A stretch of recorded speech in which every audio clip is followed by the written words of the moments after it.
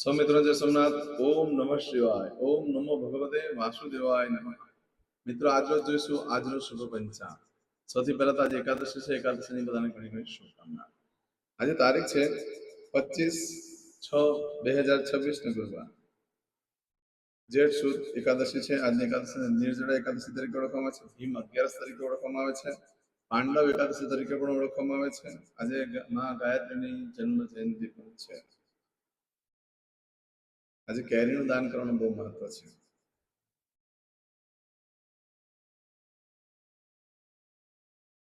એકાદશી છે. એકાદશીના દિવસે ભગવાનની ઉપાસના આરાધના કરવાનું ચોક્કસ કરો. પાપમાંથી મુક્ત થવા માટે એકાદશીનું વ્રત કરવાનું બહુ જ મહત્વ છે. ભીમ જેવા ભીમે કરી હોય તો પછી સામાન્ય વ્યક્તિ દરેક જણ કરી શકે છે. એકાદશીના ઉપવાસની અંદર ફક્ત અનાજ નથી ખાવાનું. હેલ્થ રિલેટેડ પ્રોબ્લેમ હોય તો તમે એકાદશી ન કરો તો કંઈ વાંધો નથી. તો ભગવાનનું નામ સ્મરણ કરો. ઘરે લાલાની પૂજા કરો, શાલિગ્રામની પૂજા કરો. અત્યારે રાધા પુરુષોત્તમ મહિનો ગયો છે. રાધા પુરુષોત્તમની મૂર્તિ બધાને ઘણાને મળી હશે પૂજામાં, યજ્ઞમાં, બધેથી. તો એની પૂજા કરો.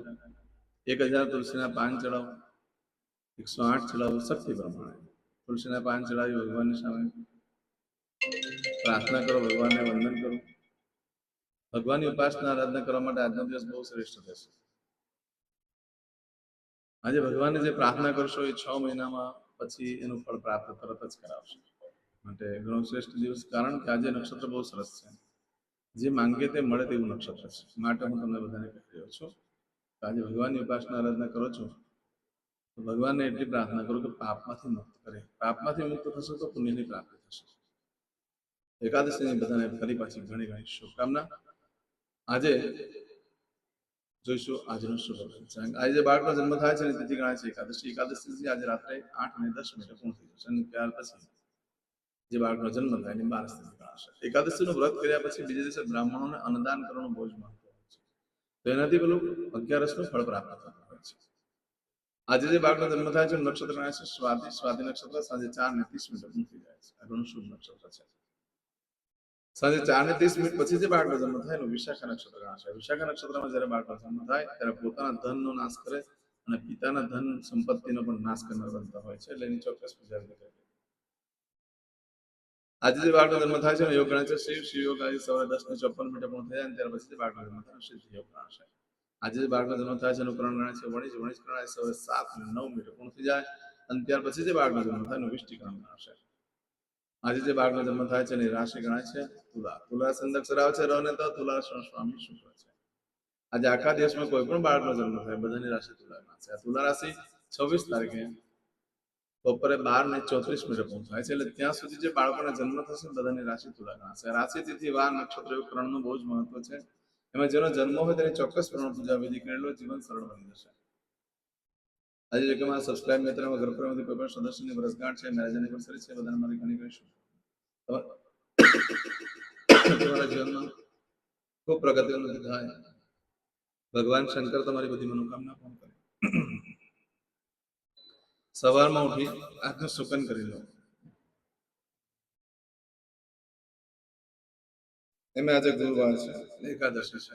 એકાદશીના દિવસે અનાજ તો ખવાશે નહીં, પણ ભગવાનની પૂજા આરાધના કરવી જેથી કરીને તમારું આખું વર્ષ સુંદર જાય. જે કોઈ મારા સબસ્ક્રાઇબ મિત્રો ઘર પરમાંથી કોઈ પણ સદસ્ય કોઈ નોકરી ધંધા માટે જરૂર છે, કોઈ વેપાર વ્યવસાય માટે જરૂર છે, કોઈ એક્ઝામ આપવા જરૂર છે, કોઈ જાન લેવાની જરૂર છે, કોઈ વિદેશમાં જરૂર છે, કોઈનું ઓપરેશન હોય, કોઈ ડિલિવરી હોય, કોઈની સગાઈ હોય, કોઈની છઠ્ઠીની પૂજા હોય. હવે કોઈ પણ કાર્ય તમે કરવા જઈ રહ્યા હોય તે કાર્યમાં સારી સફળતા પ્રાપ્ત થાય એવી સૌમ્યતા તેને પ્રાપ્ત આજના દિવસે બ્રાહ્મણોને ભોજન કરવાનું બહુ મહત્વ હોય છે.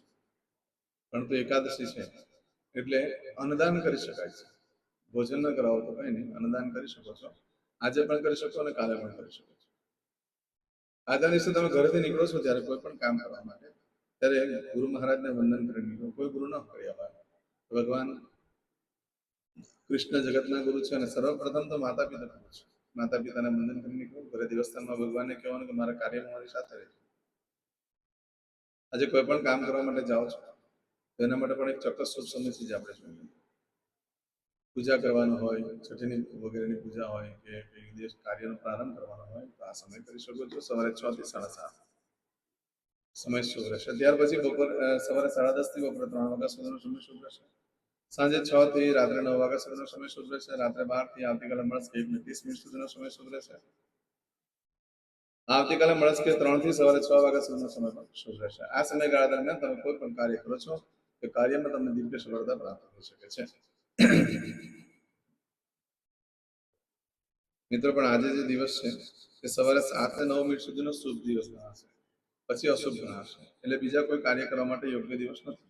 ભગવાનની ઉપાસના આરાધના કરવા માટે શ્રેષ્ઠ દિવસ રહેશે. પરંતુ મિત્રો, આજે શિવજીના મંદિરે જઈ સંધ્યાકાળના સમયે આરતીનો જે સમય ગણાય છે તે ટાઈમે જઈ ત્યાં આગળ 1000 જે ભગવાન વિષ્ણુનું નામ છે, વિષ્ણુ સહસ્ત્ર નામ જે બોલવામાં આવે તેમાંથી મહાદેવ ખૂબ પ્રસન્ન થાય છે.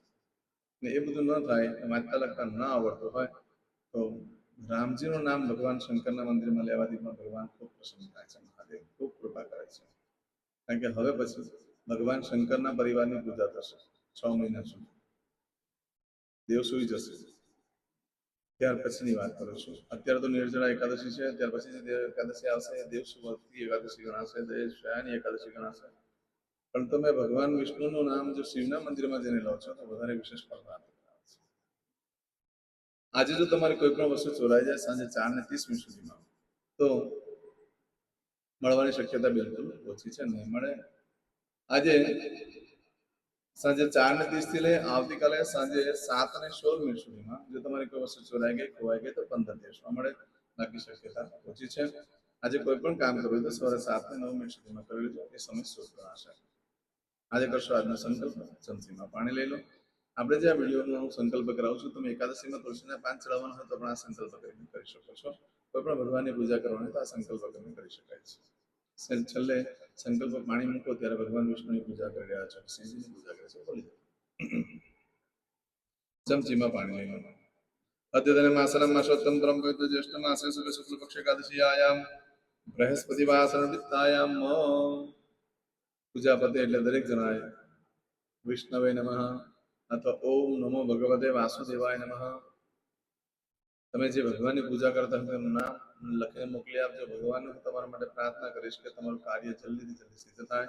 લાઈક કરીને પણ મોકલાવીશ. ફરી પાછી નિર્જળા એકાદશીની બધાને ઘણી ઘણી શુભકામના. હવે દરેક જણા પોતાનું સાચું નામ બોલી દો. તમારું ગોત્ર ખબર હોય તો ગોત્ર બોલી દેવાનું. પછી બોલવાનું છે અહમ, મમ, આત્મન, શ્રુતિ, સ્મૃતિ, પુરાણોક્ત, પુણ્ય, ફલ, પ્રાપ્તિ, અર્થમ, અપ્રાપ્ત, લક્ષ્મી, પ્રાપ્તિ, અર્થમ, પ્રાપ્ત, લક્ષ્મી, ચિરકાલ, સૌ, રક્ષણાત્મક, લોકેવા, સભાયામ, રાજદ્વારે, વ્યાપારે, વિદ્યા અભ્યાસે, દેશે, વિદેશે, સર્વત્ર, યશ, કીર્તિ, વિજય, લાભાદિ, પ્રાપ્તિ, અર્થમ, મમ, અખિલ, કુટુંબસ્ય, આયુ, આરોગ્ય, ऐश्वर्यादि, प्राप्ति, अर्थम, मम, जन्म, समय, तथा च विप्र, वृंदानां, जन्म, समय, जन्म, कुंडली, मध्ये, स्थित, ग्रहः, गोचर, ग्रहः, महादशा, अंतर्दशा, प्रत्यंतर्दशा, तथा च योग, युति, दृष्टि, मध्ये, शुभ फल, प्राप्ति, अर्थम, भय, रोग, शत्रु, बाधा, दोष, मारण, तारण, मंत्र, तंत्र, अरिष्ट, दोष, पीड़ा, निवृत्ति, अर्थम, भूत, प्रेत, पिशाचादि द्वारा रचित अरिष्ट दोष निवृत्ति अर्थम मम सकल मनवांछित फल હવે તમારા મનમાં જે કઈ ઈચ્છા હોય તે બોલી જવાનું.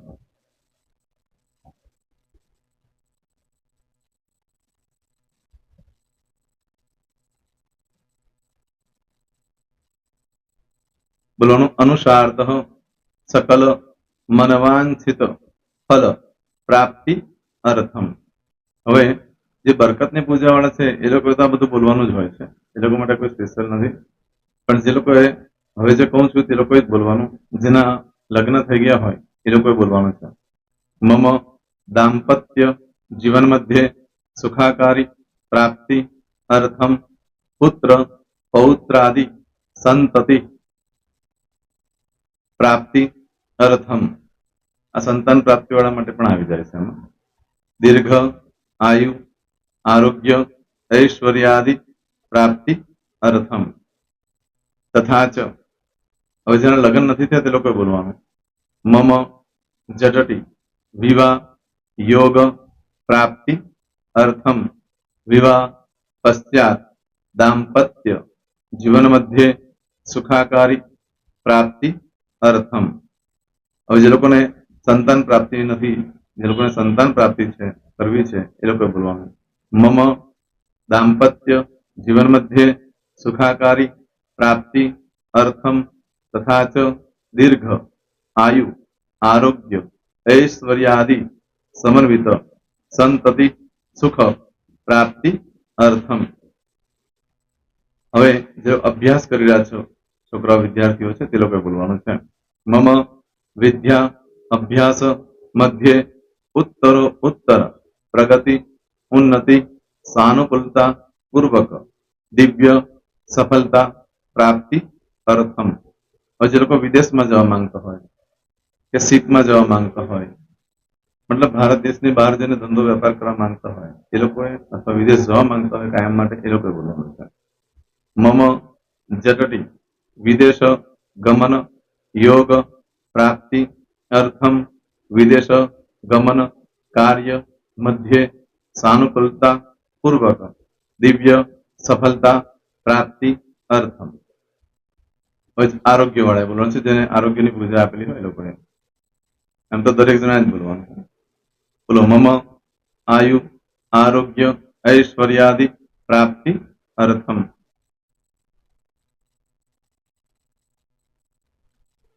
હવે દરેક જણા બોલવાનું. સકલ મનવાંછિત ફલ પ્રાપ્તિ અર્થમ અદ્ય દિને પ્રધાન દેવતાનામ નિત્ય દિન અનુસારતઃ પૂજન અર્ચન કર્મણિ અહમ કરીશ્યે. પાણીવાળી થાળીમાં પાણી મૂકી દેવાનું છે. હવે તમારી બધી પૂજા જે મેં આપેલી છે એ પૂજા થઈ જાય, અથવા તો તમે રોજ પૂજા કરતા છો મારી પાસેથી નથી લઈ ગયા, એ પૂજા થઈ જાય પછી ફરી પાછી ચમચીમાં પાણી લેવાનું. અહીંયા વિડીયોને સ્ટોપ કરી દેવાનું. પૂજા પતે એટલે પાછું આગળનું કરવાનું છે. અહીંયા વિડીયો સ્ટોપ કરી દેવાનું અને પૂજા પતે એટલે બોલવાનું છે. વિષ્ણવે વિષ્ણવે વિષ્ણવે નમો નમઃ વિષ્ણુ સ્મરણા સર્વમ પરિપૂર્ણ અસ્તુ. એતાની ગંધ પુષ્પ ધૂપ દીપ નૈવેદ્ય તાંબૂલ દક્ષિણા પ્રદક્ષિણા સહિત પ્રણુ મમ સકલ મનવાંછિત ફલ પ્રાપ્તિ અર્થમ પૂજન અર્ચન પ્રિયદાન ન મમ. પાણી મૂકી દેવાનું, પાછું પાણી લેવાનું. પૂજન અર્ચન બ્રહ્માર્પણમસ્તુ. નીચે જમીન પર પાણી મૂકવું, એમાં આંગળી ઘસી કપાળમાં તિલક કરી દો. કપાળમાં જમીન પર પાણી મૂક્યું છે એમાં. ત્યાર પછી ભગવાનને કહેવાનું કે હે પ્રભુ, આજે પૂજા કરતા કોઈ પણ પ્રકારની ભૂલચૂક થઈ ગઈ હોય તો અમને ક્ષમા કરજો. અમે તમારા બાળક છીએ. પ્રભુ તમારો ખૂબ આભાર માનું છું, આજે મારી પાસે તમારી પૂજા કરાવી, મારી મનોકામના પૂર્ણ કરી. પ્રાર્થના કરી દો. જગ્યા પરથી ઉભા થઈ શ્રીનારાયણ ભગવાનને પાણી ચડાવી દો અને નિત્ય કર્મ જે કરતા હોય તે કરો. જય શ્રી. તમારો દિવસ શુભ રહે, તમે અને તમારો પરિવાર સુખી રહે, સંપન્ન રહે, સુરક્ષિત રહે, એ ભગવાન સોમનાથ દાદાને પ્રાર્થના. તો મિત્રો, તમે મારા વિડીયોને લાઈક ના આપી હોય તો સૌથી પહેલા લાઈક આપી દો, અને ત્યાર પછી જો તમે મારી આ ચેનલ સબસ્ક્રાઇબ ન કરી હોય તો સૌથી પહેલા સબસ્ક્રાઇબ કરી લો, અને બેલ આઇકોન ઓલ પર ક્લિક કરવાનું ભૂલશો નહીં, જેથી કરીને સૌથી પહેલા નવી વિડીયો જે કંઈ મૂકું એ તમને મળે. મિત્રો, કંઈ પણ મૂંઝવણ હોય તો મને આ નંબર પર તમે ફોન કરીને પૂછી શકો છો. મારો મોબાઈલ નંબર છે 98255464 459. મિત્રો કોમેન્ટ્સમાં જય સોમનાથ લખવાનું ભૂલશો નહીં. ફરી પાછા નવા વિડીયો સાથે મળીએ. ત્યાં સુધી સૌને જય સોમનાથ.